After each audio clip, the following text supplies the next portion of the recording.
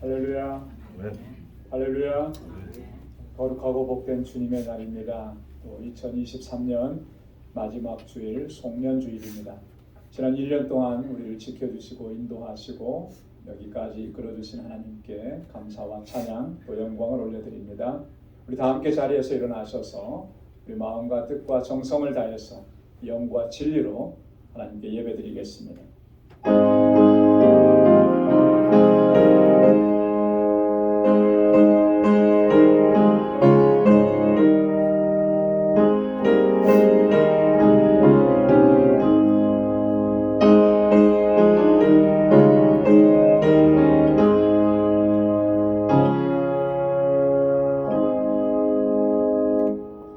이날은 여호와의 정하신 것이라. 이날에 우리가 즐거워하고 기뻐하리로다.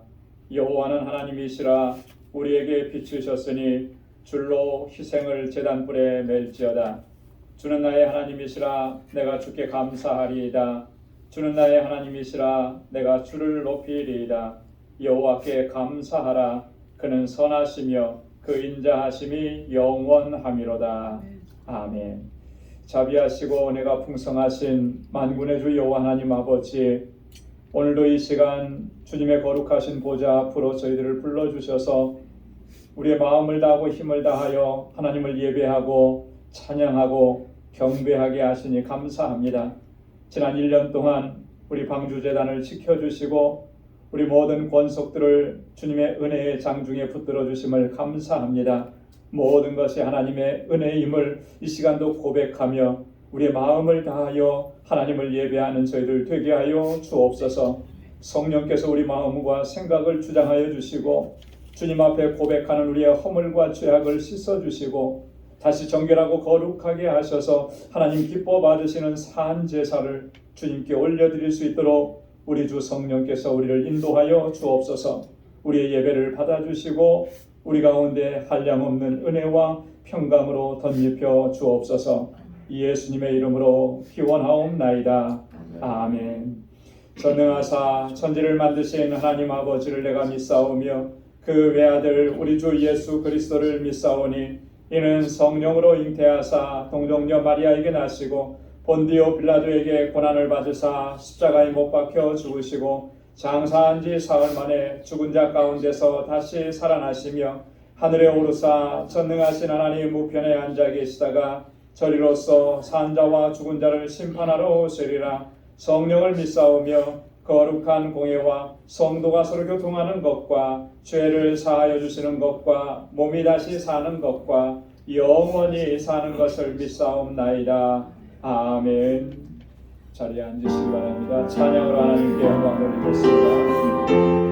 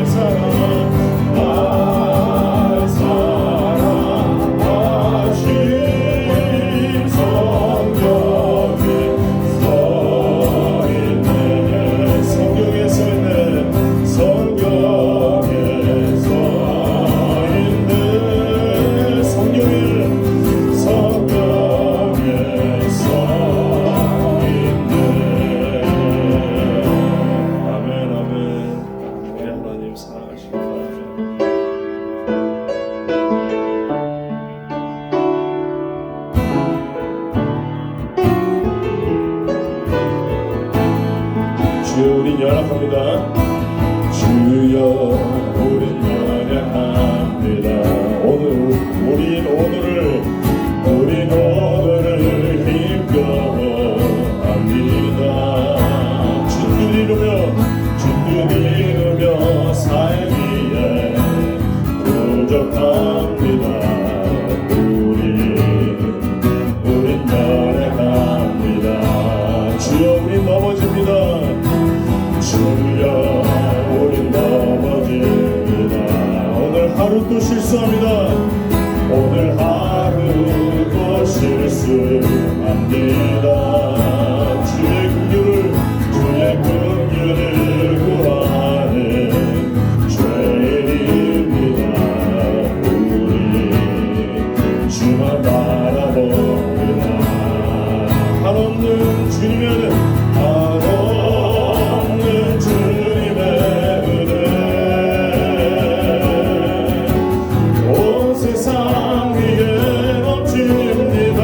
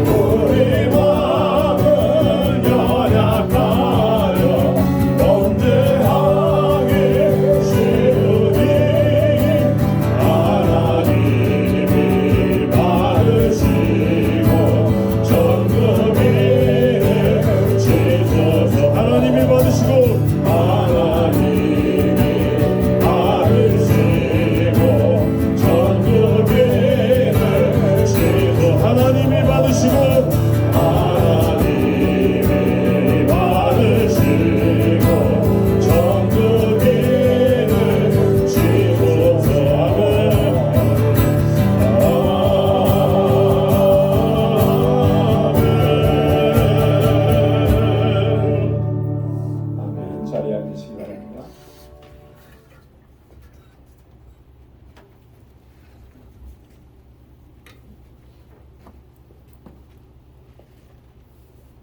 감사와 찬송과 영광을 받으시기에 합당하신 거룩하신 하나님 아버지,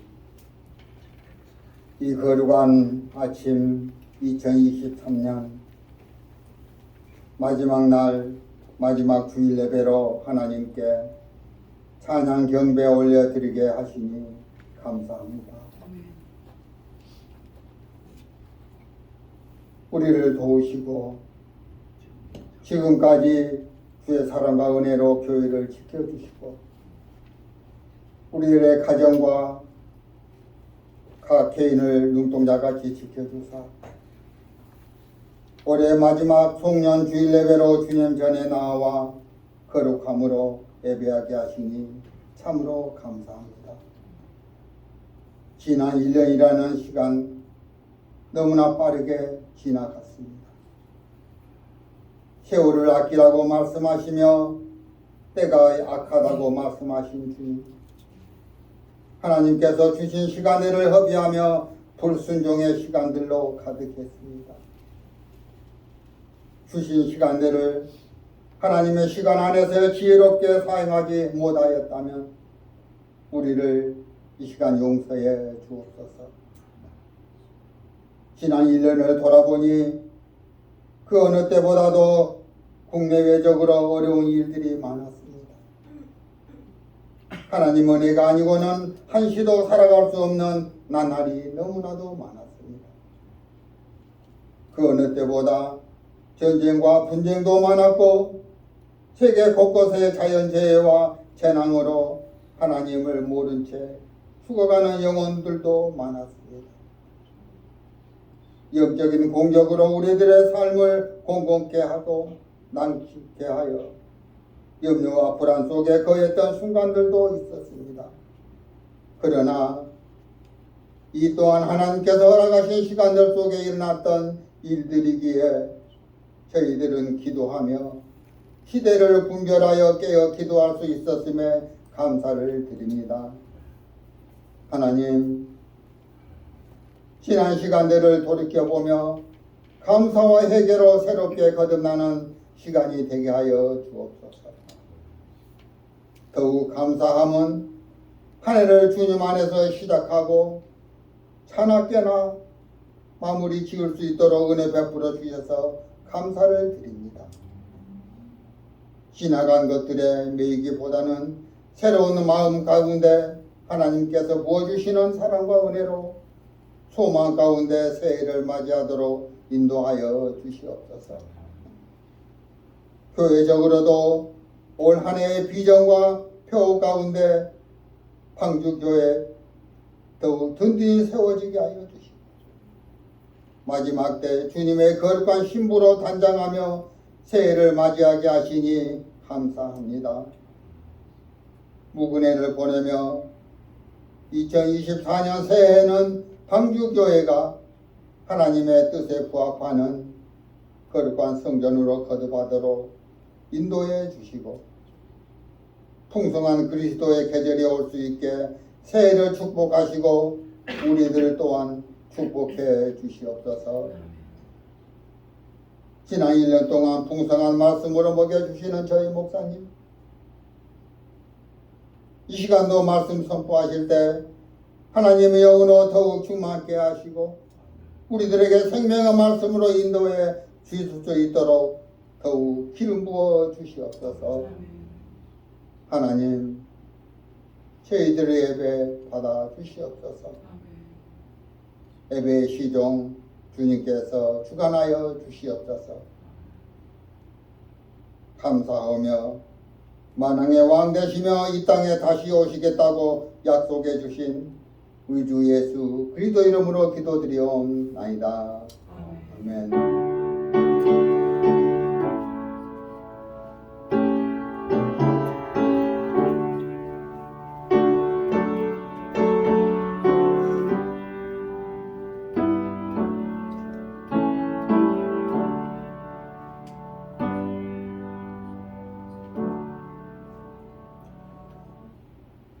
오늘 이 시간 우리에게 주시는 하나님의 말씀입니다. 신약성경 디모데후서 제4장 6절에서 7절까지 말씀입니다.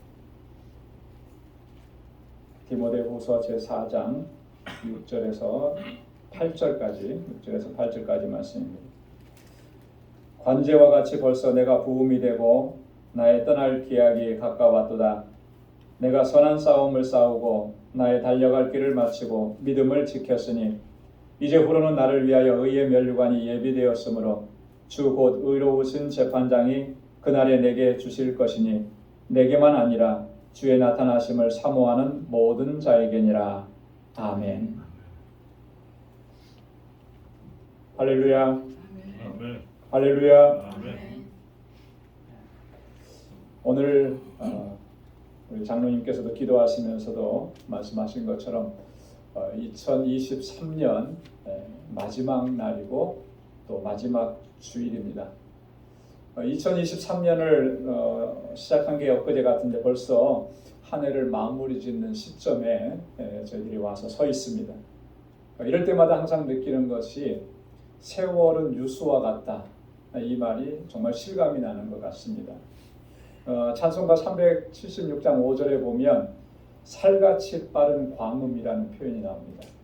여기서 말하는 살은 화살을 의미하는 것이겠죠. 그리고 광음이라고 하는 말은 어떤 사건이나 어떤 세월을 가리키는 표현입니다. 그러니까 이 세월이 화살을 쏘았을 때 화살이 날아가는 것처럼 그렇게 빨리 흘러간다라고 하는 그런 의미예요.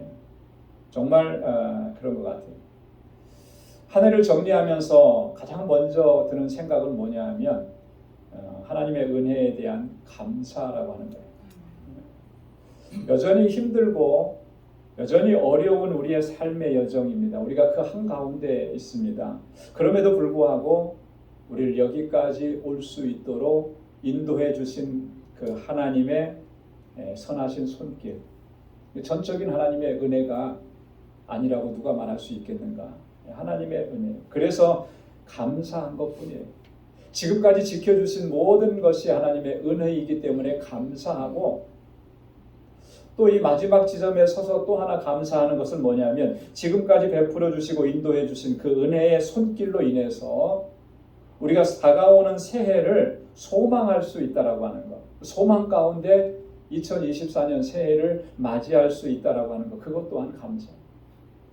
소망 없이 살아간다라고 하는 것처럼 안타까운 일이 없잖아요. 그런데 지금까지 나에게 베풀어 주신 그 하나님의 은혜의 손길은 다가오는 새해를 소망할 수 있게 하신다라고 하는 것이죠.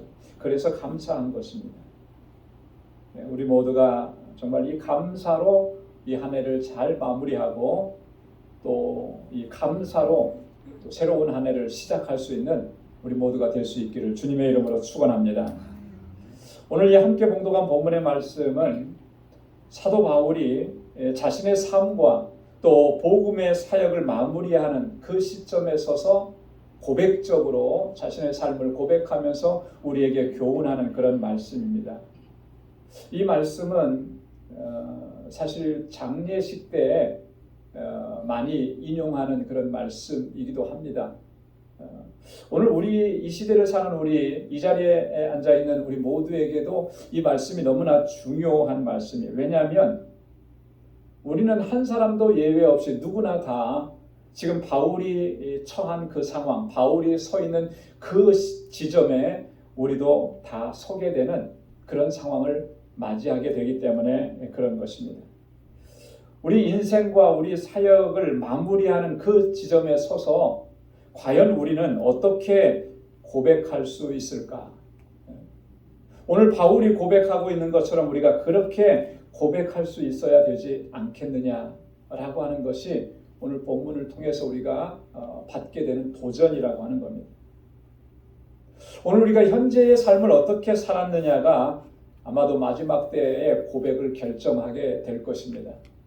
오늘 나에게 맡겨주신 이 직분과 사명을 내가 어떻게 감당했느냐에 따라서 마지막 때에 섰을 때 그때 고백하는 내용이 결정될 것이다라고 하는 것이죠.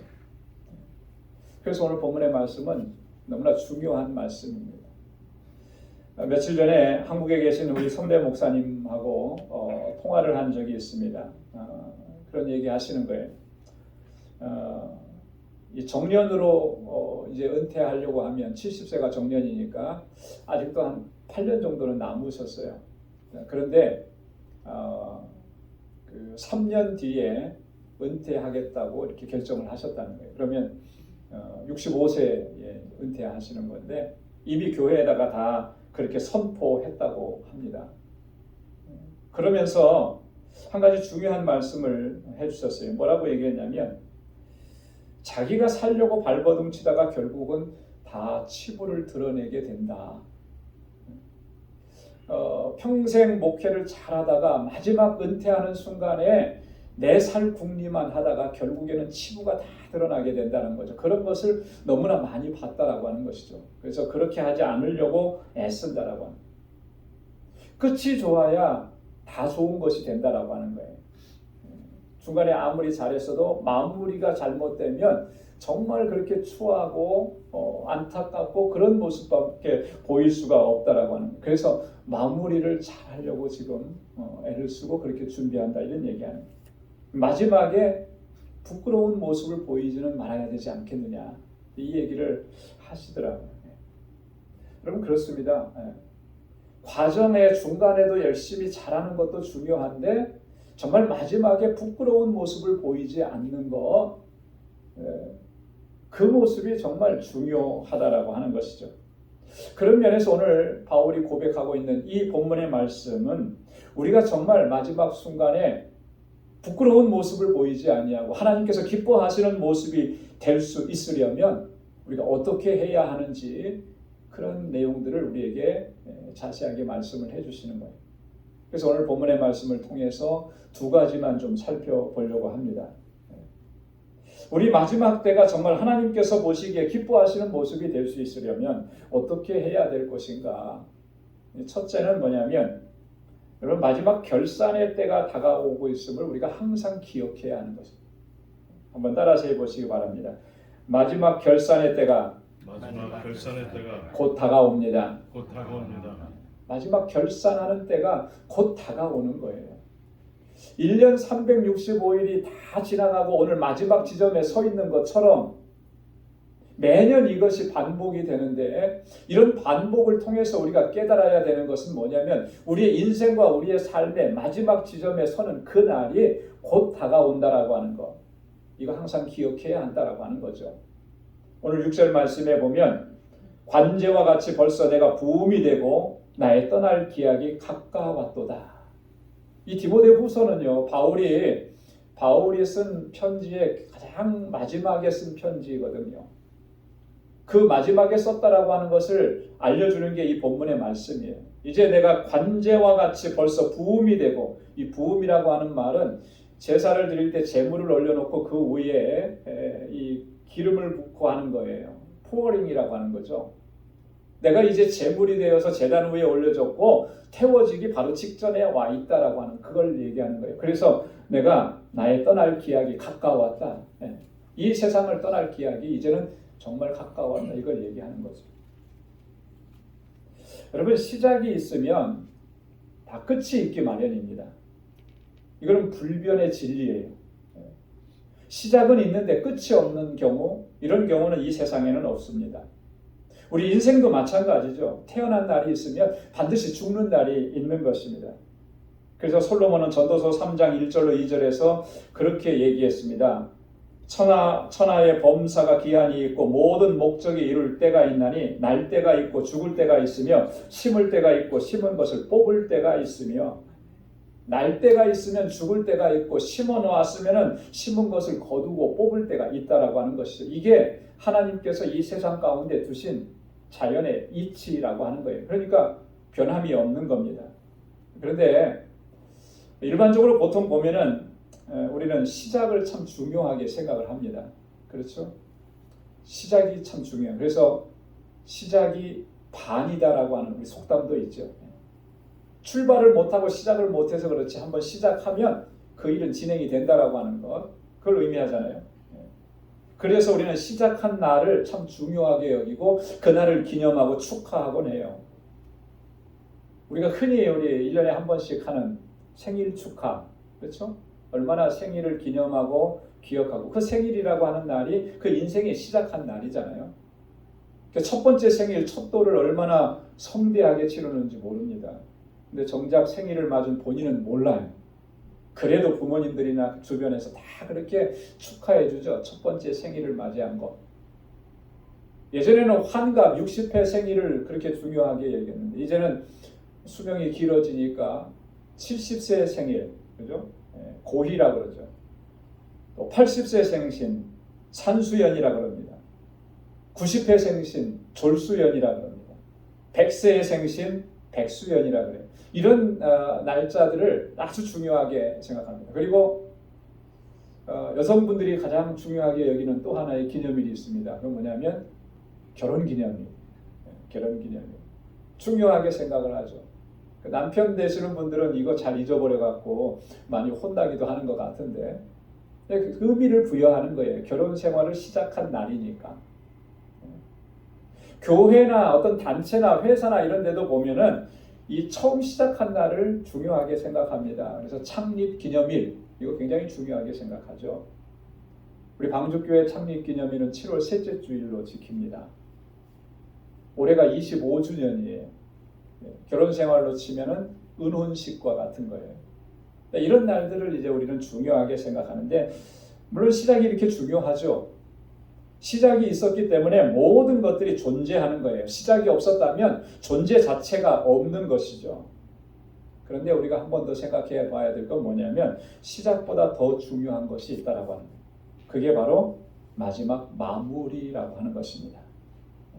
모든 시작된 것은 마지막이 있기 마련인데 그 마지막이 어떠냐에 따라서 그 사람의 인생이 평가가 되는 것이고 그 일과 그 사건들이 평가되어진다라고 하는 것입니다.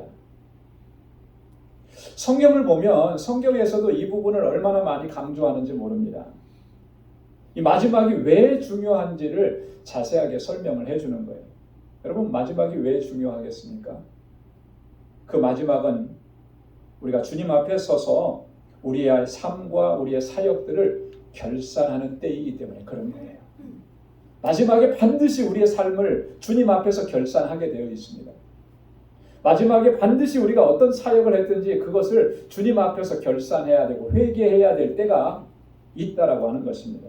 마태복음 25장 14절과 19절 말씀에 보면 또 어떤 사람이 타국에 갈지 그 종들을 불러 자기 소유를 맡김과 같으니 오랜 후에 그 종들의 주인이 돌아와 저희와 회개할세.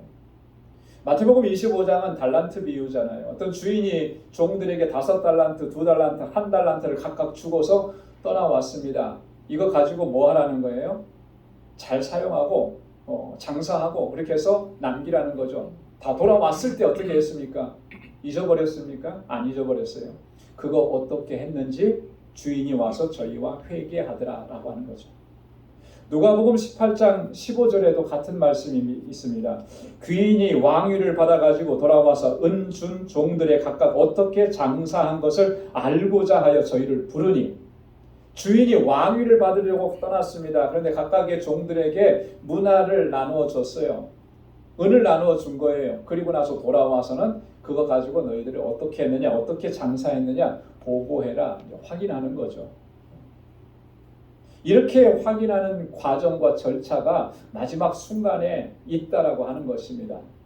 주님께서 우리를 이 땅에 보내셨을 때 아까 전도서에서 말씀한 것처럼 모든 기한은 때가 있고 목적을 이룰 때가 있다라고 하는 거죠. 그 목적이라고 하는 것은 하나님께서 두신 목적인 거예요. 이제 주님께서 우리를 부르시는 그 순간에는 그거 한번 계산하자라고 하는 것입니다. 그때가 반드시 오게 된다라고 하는 것입니다. 그때 우리가 주님 앞에 어떤 모습으로 설 것이냐, 어떤 모습으로 설 수 있을 것인가. 이게 중요한 문제입니다. 어느 청소년 사역자가 학생들에게 집회를 하면서 이렇게 설교하는 내용을 제가 들은 적이 있습니다. 왜냐하면 청소년기에는 유혹이 참 많은데 그런 질문을 합니다. 시험과 유혹 이것을 이기는 힘은 무엇이겠습니까? 여러분들에게 다가오는 그 시험과 유혹들을 어떻게 이겨내고 있습니까? 질문을 하는 거예요. 그러면서 답을 주는 게 뭐냐면 그것은 비전입니다. 이렇게 비전. 좀 생뚱맞은 대답인 것 같죠. 시험을 이기려고 하면은 기도 많이 해야 되고, 그죠? 그리고 뭐 말씀 부지런히 읽어야 되고, 뭐 이렇게 대답을 줄 것 같았는데 비전입니다. 이렇게 얘기해요. 그러면서 이 비전을 하나님께서 주시는 비전을 품은 사람은 유혹과 시험을 이겨낼 수가 있습니다. 그러나 비전을 품지 못한 사람은 시험과 유혹을 이겨낼 수가 없습니다. 이렇게 얘기하는 거예요. 그러면서 비전이 뭔지를 얘기해 줍니다. 이 비전이라고 하는 것은 하나님을 바라보는 것입니다. 비전이라고 하는 것은 마지막 순간에 하나님 앞에 서 있는 자신의 모습을 미리 보는 것입니다. 그게 비전입니다. 이게. 이 말씀을 들으니까 고개가 끄덕끄덕해지더라고요. 여러분, 우리가 비전이라고 얘기하면 뭔가 대단한 꿈과 설계도를 가지고 뭔가를 이루려고 하는 것, 그게 비전이라고 생각을 하는데 그게 아니라는 거죠. 우리의 인생을 이 땅에서 주신 것, 그래서 우리를 하나님의 자녀로 삼아 주신 것 자체가 비전이라고 하는 거예요. 그래서 이 비전의 내용은 뭐냐면 내 인생이 하나님께서 허락해 주신 인생이고 내 삶 속에 하나님의 뜻과 계획이 있음을 바로 아는 것, 그게 비전이라고 하는 거예요. 이것을 바로 아는 사람은 시험과 유혹이 있었을 때 넘어지지 않는다라고 하는 거예요. 왜? 내 안에 하나님의 목적, 하나님의 계획, 하나님의 뜻이 있음을 내가 분명히 알기 때문에, 내가 마지막 순간에 하나님 앞에 선다라고 하는 것을 내가 분명히 인식하기 때문에 오늘 이 유혹을 이겨낼 수가 있다라고 합니다. 여러분, 시험에 넘어지고 유혹에 걸려 넘어지는 것에 가장 근본적인 요인이 뭐냐면 이런 거예요. 뒤를 생각하지 않으니까 그런 거예요. 밑에 다음에 일어날 일들을 생각하지 않으니까 그 유혹에 빠져버리는 거죠. 그래서 마지막 순간에 부끄러움을 당하는 사람들의 모든 그 결과들을 보면 그런 거예요. 그런 일이 일어날 것이라고 하는, 그러면 그때가 되면 내가 얼마나 부끄러운 모습이 될까라고 하는 걸 전혀 생각하지 못한 거죠. 이 안에 비전이 없기 때문에 그래요. 내가 하나님의 사람이라고 하는 것, 나에게 하나님께서 주시는 은혜가 있고 뜻이 있고 목적이 있고 나를 통해서 이루시고자 하시는 하나님의 목적이 있다라고 하는 것을 망각해 버리니까 그렇게 되는 거예요. 여러분, 비전을 가진 사람들의 한 가지 공통점이 있습니다. 그게 뭐냐면 현재적 삶의 만족만을 추구하지 않는다라고 합니다. 오늘 내가 어떻게 하면 만족하고 어떻게 하면 행복하고 어떻게 하면 더 편안하고 어떻게 하면 더 유명해지고 이런 것을 추구하지 않는다는 거예요. 하나님이 주신 비전을 품은 사람들은 항상 하나님 앞에서 회개해야 하는 결산의 때가 있음을 항상 기억하고 그렇게 살아간다라고 하는 것입니다. 그렇게 주님의 뜻을 붙잡고 주님께서 약속하신 것을 붙잡고 주님께서 나에게 명하신 것을 붙잡고 살아가다 보니 주님 앞에 섰을 때 주님께로부터 그런 칭찬을 받게 되는 것이죠. 누가복음 19장 17절에 주인이 이르되 잘하였다 착한 종이여 내가 지극히 작은 것에 충성하였으니 10고울 권세를 차지하리라. 잘하였도다 착한 종이여. 마태복음 25장 23절에서도 그 주인이 이르되 잘하였도다 착하고 충성된 종아 내가 작은 일에 충성하였으면 내가 많은 것으로 내게 맡기리니 내 주인의 즐거움에 참여할지어다. 할렐루야. 사랑하는 성도 여러분, 오늘 우리의 삶은 오늘 바울이 고백하고 있는 것처럼 관제와 같이 부음이 되는 때가 반드시 속히 우리 가운데 임한다라고 하는 사실, 여러분 이것을 꼭 기억할 수 있기를 바랍니다. 그래서 오늘 나의 현재의 삶과 오늘 내게 허락해 주신 이 귀한 사역들을 그날을 준비하면서 주님 앞에 최선을 다하고 기쁨으로 감사함으로 감당하면서 마지막 주님 앞에 섰을 때 착하고 충성된 종이라고 칭찬받을 수 있는 우리 모두가 될 수 있기를 주님의 이름으로 축원합니다. 두 번째로 우리가 이 마지막 순간이 이 부끄러운 순간이 되지 않을 수 있으려면 끝까지 믿음을 지켜야 하는 것입니다. 여러분 따라서 해보시기 바랍니다. 끝까지 끝까지 믿음을 지킵시다. 믿음을 지킵시다. 끝까지 믿음을 지켜야 돼요. 우리가 지켜야 될 것이 참 많다고 생각을 합니다. 뭐 가정도 지켜야 되고 재산도 지켜야 되고 건강도 지켜야 되고 여러분 우리 살면서 지켜야 될 것 참 많잖아요. 근데 가장 중요한 게 뭐냐라고 하는 거죠. 믿음이라는 거예요. 믿음을 지켜야 돼요. 오늘 7절 말씀에 보면 바울이 그렇게 고백합니다. 내가 선한 싸움을 싸우고 나의 달려갈 길을 마치고 믿음을 지켰으니 라고 하는 믿음을 지켰으니. 여러분 이 바울의 고백을 보면 바울이 자신의 삶과 사역을 감당하면서 이 믿음을 지키기 위해서 얼마나 치열하게 살아왔는지를 잘 보여주고 있는 거예요. 선한 싸움을 싸웠다라고. 달려갈 길을 마쳤다라고. 여러분 이게 쉬운 일이겠습니까? 싸움을 싸우는 일이 이게 목숨 걸고 싸우는 일 아니겠어요? 달려갈 길을 끝까지 마친다라고 하는 거, 이 장면을 보면은 마라톤 경기를 우리가 떠올리게 되는데요. 그죠? 마라톤 42.195km 평생을 선수로 훈련받은 선수들도 완주하는 것이 그게 쉽지 않다라고 해요. 2시간 몇 분 안에 그것을 하는, 얼마나 치열하게 그 달리기를 하는 것이겠습니까? 목숨 걸고 하는 것이죠. 오늘 바울이 여기서 얘기하고 있는 선한 싸움, 달려갈 길, 이것은 자기 자신의 신앙의 여정을 얘기하는 것이기도 하고요. 또한 주님께서 맡겨주신 그 복음 전도의 사명, 이 사역을 감당하는 모든 여정들을 뜻하는 것입니다. 이 여정을 바울은 얼마나 치열하게 살아왔는지 우리 너무나 잘 알잖아요. 복음을 증거하면서 수많은 핍박과 박해를 받았고 또 죽을 뻔한 고비도 수없이 많이 넘겼습니다. 그러다가 결국에는 바울이 순교했지 않습니까? 고린도후서 11장 22절로 27절 말씀에 보면 바울이 겪었던 그런 핍박과 환난, 고난 감히 상상할 수도 없을 정도입니다. 매도 수없이 맞았고 여러 번 죽을 뻔하였으니 유대인들에게 40에 하나 감한 매를 5번 맞았으며 3번 태장으로 맞고 1번 돌로 맞고 3번 파선하였는데, 여러분 우리가 인생을 참 힘들다, 고통스럽다, 고난이 많았다 우리가 그렇게 얘기하지만 여러분 바울이 겪은 고난에 비하면 우리가 겪은 고난은 이건 뭐 비교할 수도 없는 거잖아요. 바울이 이렇게 치열하게 자신의 삶을, 신앙의 여정을 달려왔고 복음을 전하는 이 사명을 감당해왔고, 그러면서 그가 마지막에 뭐라고 고백하냐면 믿음을 지켰다고 고백을 하는 거예요. 믿음을 지켰다. 여러분 정말 사실 중요한 포인트가 이겁니다. 믿음을 지키는 것. 우리는요 어떤 일들을 감당하면서 뭘 중요하게 생각하느냐 하면 내가 이만큼 애쓰고 이만큼 수고해서 이런 결과를 얻었다, 이런 거 많이 얘기하거든요. 그게 중요한 게 아니라는 거죠. 그렇게 위대한 결과를 얻어내놓고도 자기의 믿음을 잃어버리는 경우가 얼마나 많으냐는 거예요.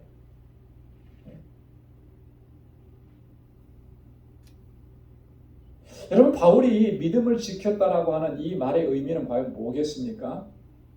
이 말의 본질적인 의미는 그런 거예요. 자신의 모든 삶과 사역을 믿음으로 감당했다라고 하는 말이에요. 여러분 이게 중요하고 이게 핵심적인 겁니다. 끝까지 믿음을 지킨다라고 하는 것은 끝까지 믿음으로 행한다라고 하는 거예요. 여러분 우리 안에 믿음을 주신 것만큼 귀한 것은 없습니다. 여러분 믿음은 우리가 만들어낸 것이 아니고요, 우리가 노력해서 얻은 것이 아니고 하나님의 주신 선물인 줄로 믿습니다. 하나님이 내 안에 믿음을 주셨어요. 그래서 우리가 예수 그리스도를 나의 구주로 고백하고 믿게 된 것입니다. 그래서 믿음은 하나님의 선물이다 이렇게 얘기하는 것입니다. 그 바울이 에베소 2장 8절로 9절에서 그렇게 얘기합니다. 너희가 그 은혜를 인하여 믿음으로 말미암아 구원을 얻었나니 이것이 너희에게서 난 것이 아니요 하나님의 선물이라. 행위에서 난 것이 아니니 이는 누구든지 자랑치 못하게 함이니라. 믿음과 구원, 이 모든 것이 하나님의 은혜고 하나님의 선물이라는 것이죠. 그래서 누구도 그거 자랑할 수가 없다라고 하는 것입니다. 하나님께서 주신 이 믿음, 이 믿음을 우리는 힘써서 지켜 나가야 하는 것입니다. 왜냐하면 믿음을 잃어버리면 다 잃어버리는 거예요. 다 잃어버려요. 믿음이 없으면, 믿음으로 하지 않으면 그 어떠한 일도 하나님을 기쁘시게 할 수가 없는 것입니다. 그래서 히브리서 기자가 그렇게 얘기했습니다. 히브리서 11장 6절에 믿음이 없이는 하나님을 기쁘시게 못하나니 하나님께 나아가는 자는 반드시 그가 계신 것과 또한 그가 자기를 찾는 자들에게 상 주시는 이심을 믿어야 할지니라. 할렐루야. 믿음이 없으면, 믿음으로 하지 않으면 하나님을 기쁘시게 할 수가 없다라고. 근데요, 바울은요, 이거보다 더 강하게 이야기합니다. 로마서 14장 23절에 보면 의심하고 먹는 자는 정죄되었나니 이는 믿음으로 쫓아 하지 아니한 연고라. 믿음으로 쫓아 하지 아니하는 모든 것이 죄니라. 여러분, 이 말씀 좀 심각하게 받아들여야 됩니다. 믿음으로 하지 않는 모든 것들은 다 죄라고 하는 거예요. 죄. 하나님 기뻐 받으시지 않을 뿐만 아니라 믿음으로 하지 않으면 그게 죄가 된다라고. 그러면 심각하잖아요. 그만큼 믿음으로 행하는 일이 중요한 것이고요. 우리가 힘써서 지켜 행해야 되는 것이 믿음이라는 거예요. 여러분, 그러면 믿음으로 행한다라고 하는 이 말의 의미는 본질적으로 뭘 의미하는 것이겠습니까? 어떻게 하는 것이 믿음으로 행하는 것이겠습니까? 여러 가지를 얘기할 수 있을 텐데 두 가지만 좀 생각을 해보려고 합니다. 핵심적인 내용 두 가지.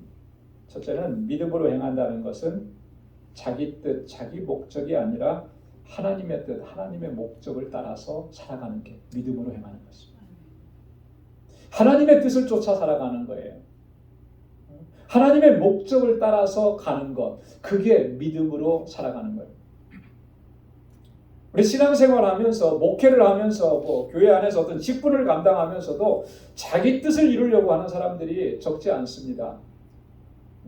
내가 생각해보니까 이렇고 내가 생각하기에는 이렇게 해야 된다, 이렇게 얘기하는 사람들이 적지 않은 거예요.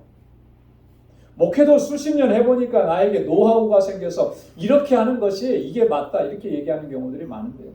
여러분, 나의 노하우로 목회를 하고 주님의 일을 하는 거 아니라는 거죠. 하나부터 열까지, 하나부터 백까지 사소한 것에서부터 중요한 것 모든 것에 이르기까지 하나님의 뜻을 쫓고 하나님의 목적을 따라서 가야 되는 것입니다. 그렇게 하는 것이 믿음으로 행하는 거예요. 그러지 아니하고 내 뜻대로 하려고 하고 내 생각을 중요하게 생각하고 내 생각은 이렇습니다라고 관철시키려고 하는 것, 그건 믿음으로 하는 것이 아니라고 하는 것이죠. 두 번째는 믿음으로 행한다라고 하는 것은요, 여러분, 항상 기뻐하고 감사하면서 사는 것입니다. 우리가 믿음으로 행한다 그러니까 대단하게 어떤 역사와 능력을 나타내고 그것이 믿음으로 행한다라고, 물론 그럴 수 있는데요, 그런 경우는 아주 특별한 경우죠. 하나님께서 특별한 역사를 위해서 그렇게 사용하시는 겁니다. 어쩌면 모두에게 다 그런 걸 다 허락해 주시진 않는 것 같아요. 본질적이고 기본적이고 중요한 것은 우리가 다 그렇게 살아가야 되는 것은 말씀해 주시는 거예요. 그게 뭐냐면 우리가 항상 기뻐하고 감사하면서 사는 게, 그게 믿음으로 사는 거라. 그게 바울이 그랬잖아요. 데살로니가전서 5장 16절로 18절에 우리가 잘 아는 말씀입니다. 우리 한번 다 같이 한번 읽어보겠습니다. 항상 기뻐하라, 쉬지 말고 기도하라, 범사에 감사하라. 이는 그리스도 예수 안에서 너희를 향하신 하나님의 뜻이니라. 아멘. 항상 기뻐하라. 주님이 나와 함께 하시니까 항상 기뻐하는 거죠. 쉬지 말고 기도하라. 하나님의 은혜가 아니면 살아갈 수 없으니까 주님 앞에 엎드려서 기도하고 주님과 동행하는 삶을 간구하는 겁니다. 범사에 감사하라. 내 손으로 이룬 것 같지만 내 손으로 이룬 게 아니라 하나님께서 허락해 주신 선물들인 것을 깨달았으니 다 감사한 것뿐 아니겠습니까? 자, 그런데 이렇게 하는 것이 그리스도 예수 안에서 너희를 향하신 하나님의 뜻이라고 했습니다. 이게 하나님의 뜻이라는 거예요. 이렇게 살아가는 것이 하나님의 뜻대로 사는 것이라고 그랬습니다. 그러니 항상 기뻐하고 감사하는 것이 믿음으로 사는 것이죠. 사랑하는 성도 여러분, 오늘 우리는 2023년을 마무리하는 지점에서 오늘 사도 바울이 고백한 그 말씀들을 잠시 참고해 봤습니다. 엊그제 시작한 것 같은 이 한 해가 마무리하는 이 시점에 우리가 와서 서 있습니다. 이 시점에서 우리가 뭘 생각을 해야 되겠느냐. 정말 우리의 인생도 반드시 우리의 삶과 사역을 마무리하고 하나님 앞에서 회개해야 될 그때가 다가오고 있음을 우리가 항상 기억하면서 오늘 주님께서 맡겨주신 이 귀한 직분과 사명 또한 나의 삶을 하나님 보시기에 거룩한 삶으로 기뻐하시는 삶으로 힘써 행할 수 있는 우리 모두가 될 수 있기를 소망합니다. 아멘. 무엇보다도 지켜야 될 것이 믿음입니다. 가장 소중한 믿음. 은혜로 우리에게 허락해 주셨는데 이거 놓치지 않도록 우리가 늘 힘쓰고 믿음 안에서 행할 수 있는 우리 모두가 될 수 있기를 주님의 이름으로 축원합니다. 기도하겠습니다. 하나님 아버지 감사합니다. 오늘도 이 아침에 하나님의 귀한 말씀을 통해서 우리에게 들려주시고 지나온 우리의 삶을 돌아볼 수 있게 하시고 하나님 주님 앞에 우리를 바로 세워갈 수 있도록 은총을 주시니 감사합니다. 마지막 지점에 서서 사도 바울이 고백했던 그 고백처럼 오늘 우리도 그렇게 고백할 수 있도록 도와주옵소서. 선한 싸움을 싸우고 나의 달려갈 길을 마치고 믿음을 지켰습니다. 주님 앞에 그렇게 설 수 있는 우리 방주의 권속들이 다 되게 하여 주옵시고 하나님 그날에 이르기까지 주님께서 주시는 은혜와 능력 안에서 늘 승리하는 삶을 살게 하시고 하나님 기뻐하시는 삶을 살아가는 우리 방주의 권속들이 다 되게 하여 주옵소서. 예수님의 이름으로 기도드리옵나이다. 아멘. 찬송 434장 부르시면서 준비하신 예물 하나님께 드리겠습니다.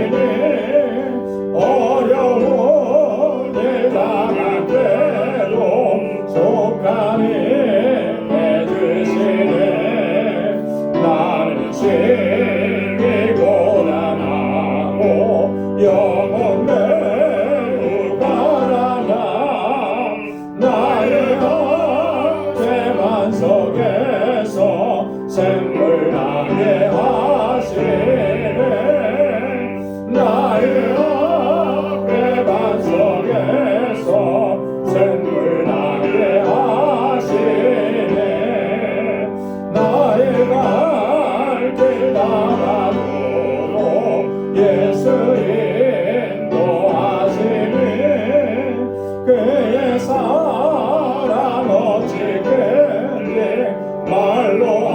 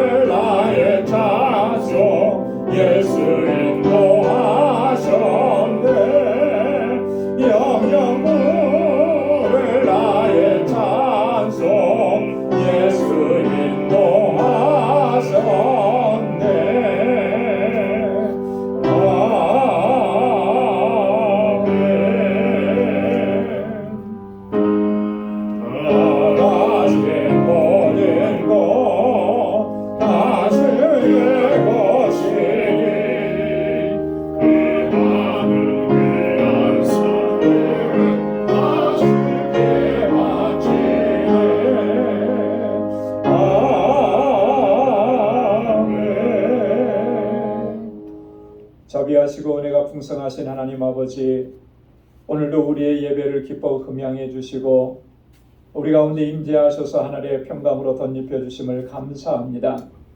2023년 이 한 해 하나님의 놀라우신 은혜의 손길로 우리를 붙잡아 주시고 여기까지 인도해 주신 하나님 감사합니다. 늘 감사하며 찬양하며 주님께 영광 돌리며 살아가는 우리 방주의 권속들이 다 되게 하여 주옵소서. 하나님의 은혜가 감사해서 이 시간 우리에게 허락해 주신 물질을 구별하여서 감사의 예물로 하나님의 주권에 온전한 순종으로 나아가기로 결단하며 하나님 구별하여서 11조의 예물로 땅끝까지 이르러 내 증인되라고 하신 우리 주님의 말씀에 순종하는 마음으로 선교의 예물로 주께 올려드립니다. 사랑하는 주의 종들의 주님을 향한 이 마음과 하나님 주님을 향한 그 사랑을 기억하여 주시고 주의 은혜와 주의 평강으로 가득히 채워 주옵소서. 언제나 믿음으로 행하기에 부족함이 없게 하시고 아버지의 뜻에 온전한 순종으로 나아가게 하시며 어디에서나 하나님 누구를 만나든지 예수 그리스도의 증인으로 살아가게 하시며 늘 감사하고 기뻐하고 주님을 찬양하며 살아가는 우리 방주 권속들이 되게 하여 주옵소서. 주님의 몸된 교회를 위해서 기도하고 땀 흘려 수고하고 헌신하며 하나님 건축 예물을 주께 올려드리고 우리에게 허락해 주신 물질을 구별하여서 우리의 이웃을 섬기는 일에 하나님 헌신하는 이 구제의 예물을 하나님 기뻐 받아 주옵소서. 우리 방주교회가 정말 하나님께서 기뻐하시는 믿음의 공동체로 든든하게 서서 하나님 이 땅에서 천국을 경험하게 하시고 이 땅에서 주님의 사랑을 풍성하게 경험하는 사랑의 공동체가 되게 하여 주옵소서. 우리에게 허락해 주신 은혜와 복은 차고도 넘칩니다. 이제는 아버지 이 세상을 향해서 우리의 주변을 향해서 복의 근원된 삶을 살아갈 수 있도록 도와주시고 눈을 돌려서 주님께서 가까이 하셨고 친구가 되어 주셨던 그 이웃을 찾아가게 하시고 함께 나누게 하시고 함께 주님의 사랑으로 걸어갈 수 있는 저희들 되게 하여 주옵소서. 하나님 이제 다가오는 2024년 새해에도 주님의 주시는 은혜와 능력 안에서 승리하며 하나님께 영광 돌리는 삶을 살아갈 수 있도록 우리 방주의 권속들을 견고하게 붙잡아 주옵소서. 하나님 이 또 한 주간의 삶을 은혜 가운데 지켜주셔서 우리 사랑하는 성도들의 가정과 직장과 생업의 터전을 견고하게 붙들어 주옵소서. 모든 것 감사하고 예수님의 이름으로 봉헌 기도드리옵나이다. 아멘. 우리 전후좌우에 계신 분들과 함께 인사 나누시기 바랍니다. 샬롬. 주님의 평강이 함께 하시기 바랍니다. 사랑합니다. 축복합니다. 2023년 이 한 해도 정말로 수고 많으셨습니다. 또 새해에도 하나님의 은혜가 가득하길 바랍니다. 우리 그렇게 인사해 주시고요. 오늘 영상으로 예배를 드리시는 우리 방주권석 여러분들의 삶 속에도 하나님의 은혜와 평강이 가득하고 또 주님의 주시는 소망이 넘쳐나기를 바랍니다. 감사합니다. 교회 소식 전해드리도록 하겠습니다. 오늘 이렇게 감사한 마음으로 송년주의를 하나님 앞에 지키면서 또 하나님께 예배 드렸습니다. 한 해 동안 우리 가정을 지켜주시고 일터를 지켜주시고 사업장을 지켜주시고 또 우리 방주 교회를 지켜주신 하나님의 은혜 정말 너무너무 감사하고요. 또 2024년 새해에도 같은 은혜로 하나님께서 우리를 붙잡아 주셔서 우리 한 사람 한 사람이 모두가 다 또 주님 앞에 귀하게 쓰임받는 일꾼들이 다 될 수 있기를 소망합니다. 자, 오늘 밤 11시에 송구영신 예배가 있습니다. 그래서 2023년 마지막을 예배로 마무리하고 또 2024년 처음 시작을 또 예배로 여는 아주 중요한 의미가 있는 시간들이에요. 그래서 여러분 돌아가셔서 초저녁에 편안하게 좀 쉬시고 미리 좀 잠을 좀 몇 시간 주무시고 그리고 11시에 같이 오셔서 다 같이 송구영신 예배에 참여하시기 바랍니다. 계속 말씀드린 것처럼 지난 1년 동안 기도 응답 받은 거, 은혜 받았던 내용들을 좀 쭉 정리해 보시고 새해에 또 기도 제목들 정리해 보시고 지금까지는 저희가 가정별로 가정 단위로 기도 제목을 쓰도록 했는데요. 이제는 개인 단위로 쓰도록 하겠습니다. 그래서 물론 이제 가정의 기도 제목 다 이렇게 있는데 제가 보니까 그래요. 그 대표로 한 사람이 쓰니까 다른 분들은 이 기도 제목을 어떻게 썼는지, 내 기도 제목이 들어갔는지 이거 잘 이렇게 정확하지가 않더라고요. 그래서 여러분 각자 개인이 자기 기도 제목을 쓰는 거예요. 그 안에 뭐 공통적인 가족의 기도 제목이 들어가겠죠. 그러니까 여러분 이거는 뭐 우리 집을 대표로 누가 지금까지 했으니까 이렇게 하지 말고 다 개인이 여러분들이 준비해 주셔서 기록하시면 좋겠습니다.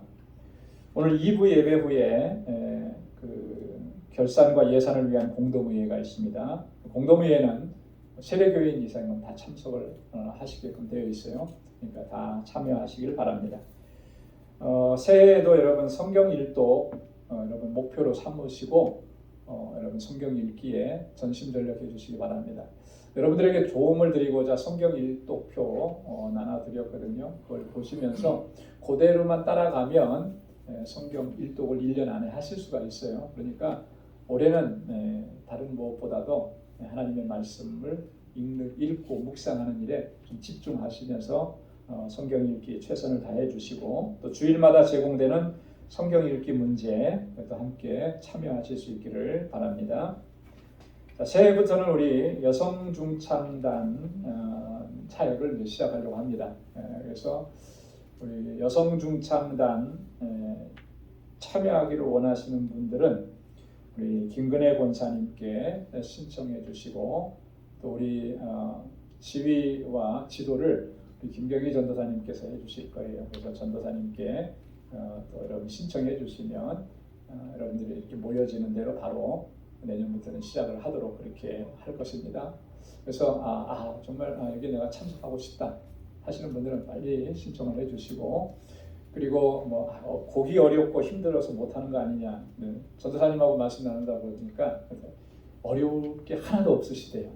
어려운 거고 또 쉽게 편곡을 해서 다 하고 하니까 누구나 다 참여하실 수가 있다고 합니다. 그러니까 그거 두려워하지 마시고 여러분 다 참여하셔서 여성 성도님들은 이 여성 중창에 여러분 많이 함께 해주시면 앞으로 이제 내년도 교회의 어떤 예배나 어떤 특별한 기념 행사나 이럴 때 준비한 찬양으로 또 하나님께 영광 돌리고 그렇게 할 수 있을 것 같아요. 그래서 여러분 많이 참여해 주시기 바랍니다.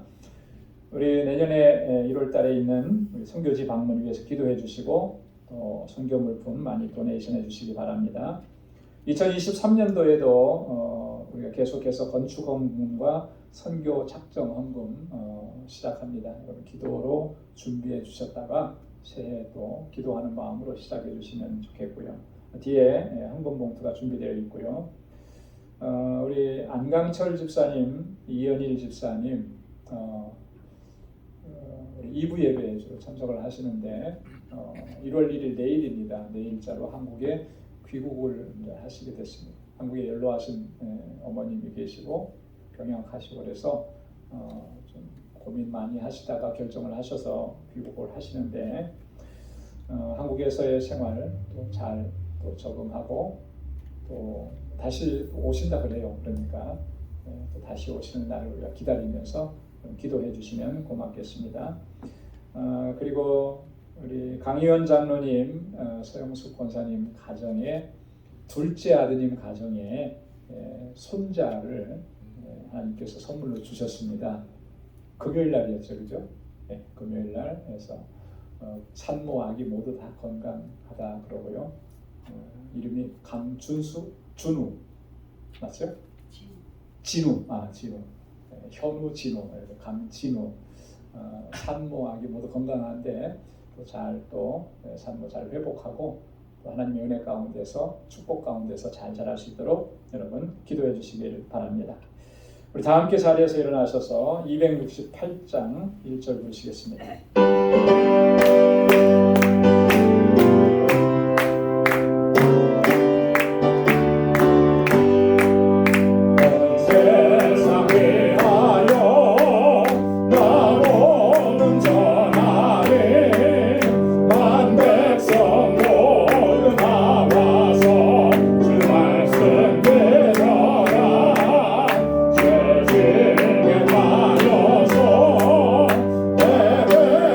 자